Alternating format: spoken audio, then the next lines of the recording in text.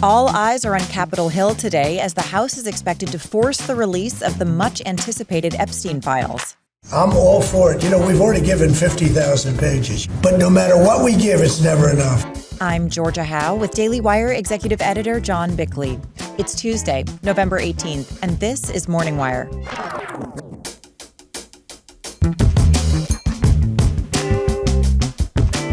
New details come to light about the suspect in the first attempted assassination of Donald Trump, sparking calls for transparency. I don't believe them as far as I can throw the dome off the dadgum Capitol. And both the U.S. and Venezuela signal a willingness to talk, even as a massive U.S. warship floats into the Caribbean. I'm not in love with the people running Venezuela. I love Venezuela. I love the people of Venezuela. Thanks for waking up with Morning Wire. Stay tuned. We have the news you need to know. You may have heard of HelloFresh. They're the #1 meal kit in America, making home cooking easier with chef-crafted recipes and fresh ingredients delivered straight to your door. But this fall, they're serving up even more love. This isn't the HelloFresh you remember, it's better. They've seriously upgraded the health factor too, with 15+ high-protein meals each week featuring grass-fed ribeyes, lamb chops, and other premium cuts. Here's the kicker. Steak and seafood are now included every week at no extra cost, and they've tripled their seafood options so you can enjoy quality protein whenever you want. You'll also get to experiment with fresh seasonal produce like leeks, broccolini, and Italian eggplant, plus dig into cozy, hearty dishes like classic beef chili and honey-glazed pork tenderloin that capture the best of the season. HelloFresh also has these absolutely killer taco recipes. I think I've ordered just about every kind they have, and they've taken Taco Tuesday to a whole new level. The best way to cook just got better. Go to HelloFresh.com/MorningWire10FM now to get 10 free meals plus a free breakfast for life. 1 per box with active subscription. Free meals applied as discounts on first box. New subscribers only. Varies by plan. That's HelloFresh.com/MorningWire10FM to get 10 free meals plus free breakfast for life. After weeks of intense debate and political drama, the House will hold a vote today on whether to release the Epstein files. Daily Wire senior editor Cabot Phillips is here with the latest on the big vote. So, Cabot, a really remarkable turn of events. This has dominated headlines for years now. How did we get to this point? Well, as you mentioned, for years now, voters and lawmakers in both parties have sort of taken turns demanding the release of the Epstein files, expressing confidence that they will be incriminating for the other party. Despite implying on the campaign trail that he supported full transparency regarding the Epstein case, upon taking office, Trump did shift his tone and called the entire case a, quote, Democrat hoax, arguing that Epstein was, quote, somebody that nobody cares about. That response angered many folks on the right and also gave more ammunition to Democrats who've made this one of their key issues of late, demanding a vote in the House on whether or not to release the files. Now, Republican leadership opposed that effort at the behest of Trump. They had been blocking that vote, saying it was unnecessary because the House Oversight Committee was already releasing Epstein emails and other evidence as part of their ongoing investigation into the topic. But last week, a petition to force a vote reached the necessary 218 signatures when 4 Republicans joined in with all 214 Democrats. That left Speaker Mike Johnson with no real choice but to allow the vote to move forward. That vote will take place later this afternoon. As we mentioned yesterday, President Trump is now urging Republicans to vote yes. What do we know about that shift? Right. The biggest reason for that shift, it really is that he was facing immense political pressure. Trump's handling of the files has provided extensive fodder for Democrats who've really used it to their advantage in elections nationwide this year. For example, here's an ad running this month here in Tennessee where Democrats are looking to defeat Republican Matt Van Epps to pick up a House seat in a district that Trump won last November by 22 points. The Epstein files are locked away. Matt Van Epps will keep him that way. Just a hedge fund puppet for the billionaire elite. But it's certainly not just Democrats who are opposing President Trump on this topic. Trump's MAGA base is deeply loyal to him on just about every issue, but not on this one. On this one, they've been very, very frustrated with him. Polling shows that about 75% of Republicans want the files released in their entirety, while just 40% of Republicans approve of his handling of the Epstein files. On most other issues, he's around 90%. So it really has become a thorn in his side among the right. And GOP lawmakers are very aware of that discontent. While only 4 Republicans ultimately signed the petition to force this vote, there was a good chance that a few dozen, maybe even more, maybe 100 plus, would have voted in support of the measure today, regardless of what Trump wanted. For example, here's Republican Congressman Don Bacon speaking to CBS this weekend before Trump ultimately reversed course. The train has left the station on this. Let's rip the Band-Aid off and get it done.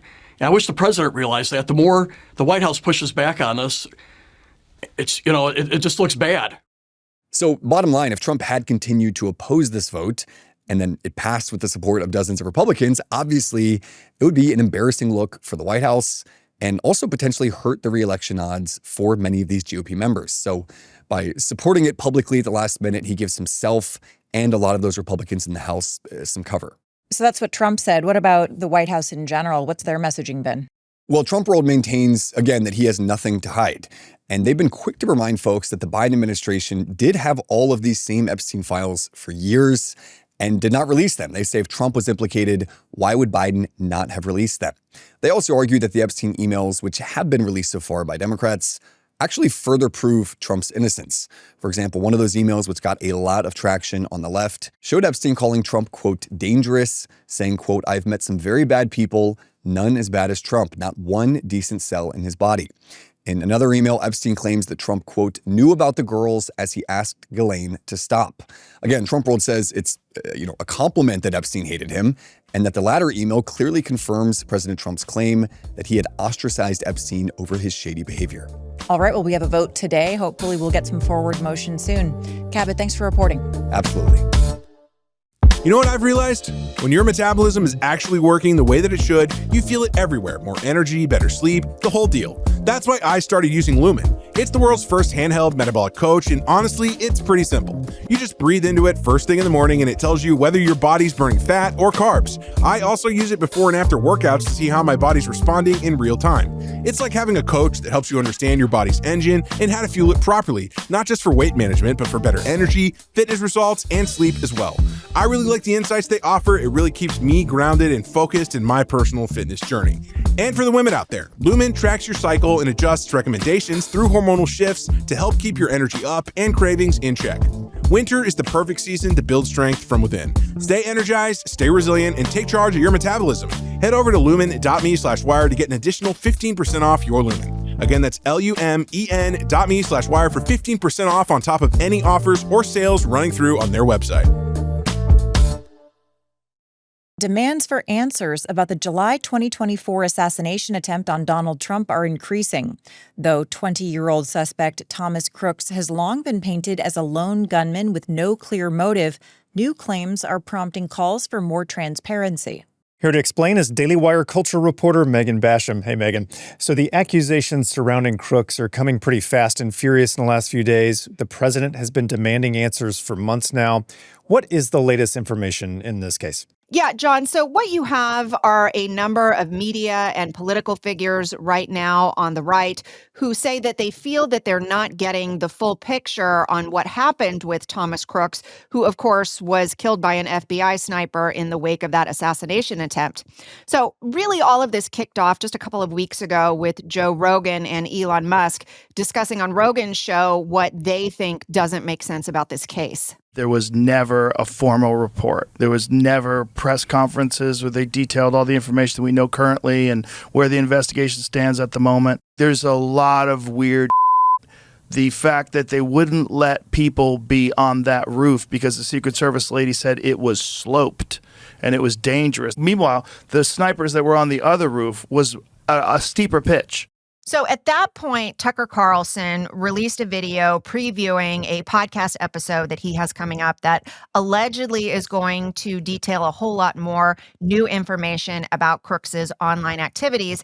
And then at the New York Post, Miranda Devine, who also hosts the Pod Force One podcast, really detailed what a lot of these allegations that this source is making, what they are. So here's something she said. This new evidence is based on a confidential source who was able to gain access to Crooks's accounts on platforms like Gmail, YouTube, Snapchat, 17 accounts altogether that were allegedly uncovered. And what they revealed is what I think you have to call a pretty shocking ideological flip. So back in 2019, when Crooks was only 15, he was something of a Trump fan. He called him the literal definition of patriotism. But by August 2020, amid those COVID lockdowns, Crooks had really changed his tune. And at that point, he was calling Trump a racist and fantasizing about terrorism-style attacks, including assassination. So these accounts also showed that Crooks was active on pornographic sites that catered to quote-unquote furries, and he was using they-them pronouns, very common in the transgender community. So all of this really flies in the face of what we were initially told by the FBI, which was that he didn't have much of an online footprint and that what there was didn't really point to any political or ideological motives. All right, so certainly new questions to be answered here. What's the response to these revelations been? Well, I think now what you're seeing is a chorus of voices that are joining Rogan and Musk saying that we need more answers here. Some of them, again, like the New York Post's Miranda Devine, but also some more official voices, people like Congressman Tim Burchett. And then on the Benny Johnson show, Senator John Kennedy is calling for new hearings. Well, I would go back over their former testimony and ask them if it was still true. I would remind them repeatedly that they're under oath. I would ask them to release all of this, the assassin's cell phone records, not just the metadata, but the conversations if they have it. I'm sure they do. I would ask them to release his history on social media. I would ask them to release all of the interviews that they've done. Now, Kennedy, they're referencing FBI Director Kash Patel and Attorney General Pam Bondi. What are the FBI and DOJ saying about this? Well, they're very much pushing back on Carlson's claim that they said that Crooks had no online footprint. Kash Patel on the official Rapid Response FBI X account said no, the FBI never said that. And then on his own personal X account, Kash Patel really went into details about the massive resources that he says have been poured into this investigation. And he said that all of them truly did find that Crooks was a lone actor and that there's no indication that he had leaked any information about his impending assassination attempt to anyone else before he tried to take that shot. Well, hopefully more official information is released soon. Megan, thanks so much for reporting. Yep, my pleasure. President Trump has suggested talks could happen with Venezuela even as the U.S. continues to pressure dictator Nicolas Maduro. Meanwhile, Maduro is calling for peace. Daily Wire reporter Tim Pierce is here to talk about the latest between Washington and Caracas. So, Tim, what exactly did the president say when he was asked about Venezuela? Yeah, he said that talks could happen. Now, this took place on Sunday evening. Here's the full exchange with a reporter. Update on Venezuela, Mr. President? On Venezuela, update? No update on Venezuela. With the designation of that cartel associated with Maduro, does that mean that the U.S. government can target Maduro's assets or infrastructure inside Venezuela? It allows us to do that, but we haven't said we're going to do that. And we may be having some discussions with Maduro, and we'll see how that turns out. They would like to talk. The designation he talked about is a reference to something that Secretary of State Marco Rubio did on Sunday. Rubio said that the cartel run by Maduro, the Cartel de los Soles, would be designated a foreign terrorist organization. And as you just heard, that designation allows Trump to direct military strikes against any cartel asset inside Venezuela. Now, Maduro is both the head of the drug cartel and also the head of state. So that means the line between the cartel's assets and the government's assets can be pretty blurry. The designation would also open up some financial levers as well that the administration can pull against Maduro and his top allies. The designation itself will be made official on November 24th. Well, that's next Monday, so 6 days from now. Is there any indication of how Maduro's reacting to that? He appears to be backing down. So last week, Maduro held a huge rally in Caracas and made calls for peace. He even punctuated those calls with a rendition of John Lennon's Imagine, which was something. Here's what that sounded like. Peace, peace, peace. Imagine us people. So it's nice to see even in dictatorships, politicians are still just as ridiculous. But on a more serious note, the possibility of U.S. strikes against Venezuela remains very real. The U.S. has about 15,000 troops in the region, as well as an armada of warships that includes the largest aircraft carrier in the world. Trump said Friday that he has sort of made up his mind about how to proceed against Venezuela, but then, of course, he said Sunday that talks could happen. So it seems like a lot of this still may be up in the air right now. Now, what about the possibility of Maduro stepping down? How likely is that? Yeah, well, that is still a possible outcome as well. All we really know is what's been publicly reported, and that is that the U.S. has put a lot of pressure on Maduro and continues to put more pressure on Maduro every day. Remember, in the summer, the State Department increased the bounty on Maduro to $50 million. That's twice the bounty the U.S. put on the leader of al-Qaeda, Osama bin Laden. Trump also said he's given the green light to CIA operations against Maduro in Venezuela and has put in place more sanctions against Maduro and his allies as well. Last week, the Washington Post reported that high-level discussions are being had on whether or not to carry out strikes against Venezuela and what those strikes could look like. According to the report, those discussions have involved officials such as Vice President J.D. Vance, War Secretary Pete Hegseth, Chairman of the Joint Chiefs Dan Kane, Deputy White House Chief of Staff Stephen Miller, and, of course, Secretary Rubio. All this together has given opponents of Maduro a lot of hope that the Trump administration is committed to forcing Maduro out eventually, one way or another. So potentially more pressure than he's ever faced up to now to step down. Tim, thanks for reporting. Thanks for having me on. Thanks for waking up with us. And if you're listening to the show, you can now watch the show for free on Daily Wire Plus. We'll be back this evening with more news you need to know.